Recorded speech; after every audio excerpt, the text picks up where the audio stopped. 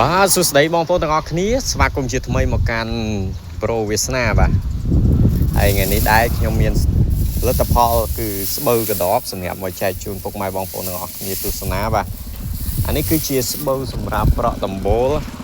ហើយស្បូវនេះដែរគឺវា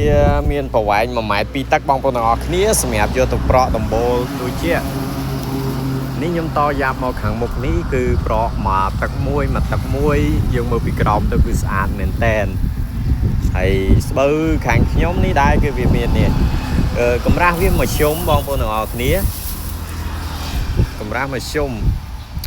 វាមិនក្រាស់ពេកហើយក៏មិនស្ដើងពេកហើយបើសិនជាពុកម៉ែបងប្អូនត្រូវការគឺអាចទំនាក់ទំនងមកបានបាទហើយសម្រាប់ទីតាំងគឺស្ថិតនៅតាមបណ្ដោយផ្លូវជាលី3ខាងកើតរោងសំណាក់យាយម៉ៅចម្ងាយប្រហែលជា100ម៉ែត្រទេបាទនៅពីខាងស្ដាំដៃហ្នឹងសម្រាប់ពុកម៉ែបងប្អូនដែលធ្វើដំណើរពីភ្នំពេញមកខេត្តកំពតអីអញ្ចឹងណាបងប្អូនចង់ត្រូវការស្បូវត្រូវការអីយកទៅប្រក់ដបូលខ្ចោះអង្គុយលេងលំហែអារម្មណ៍អីអញ្ចឹងណាអញ្ចឹងគឺអាចចូលមកទិញកន្លែងខ្ញុំក៏បានឬមួយក៏ចង់ឲ្យខ្ញុំផ្ញើតាមឡានតាមវិរៈបន្ថែមក៏បានគឺអត់អីទេគឺខាងខ្ញុំនឹងធ្វើការដាក់ផ្ញើជូនតែម្ដងឲ្យតែពុកម៉ែបងប្អូនត្រូវការហើយស្បូវនេះគឺវាល្អត្រង់ថាជាបងប្អូនទាំងអស់គ្នាគឺយើងប្រក់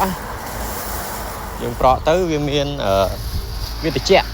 វាអត់ក្តៅទេនេះយើងប្រក់កម្រាស់យើង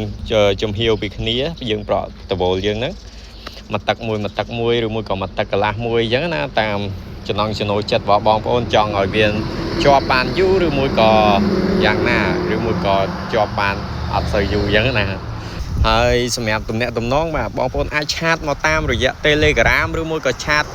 នៅក្នុង Facebook ហ្នឹងផ្ទាល់តែម្ដងក៏បានដែរខ្ញុំនឹងដាក់លេខទូរស័ព្ទក៏ដូចជាបញ្ជាក់ពីទីតាំងនៅក្នុងcaption ដែលខ្ញុំសរសេរនៅខាងលើវីដេអូហ្នឹងបាទអញ្ចឹងវីដេអូខ្ញុំមានតែប៉ុណ្ណឹងបាទអរគុណជម្រាបលាបាយ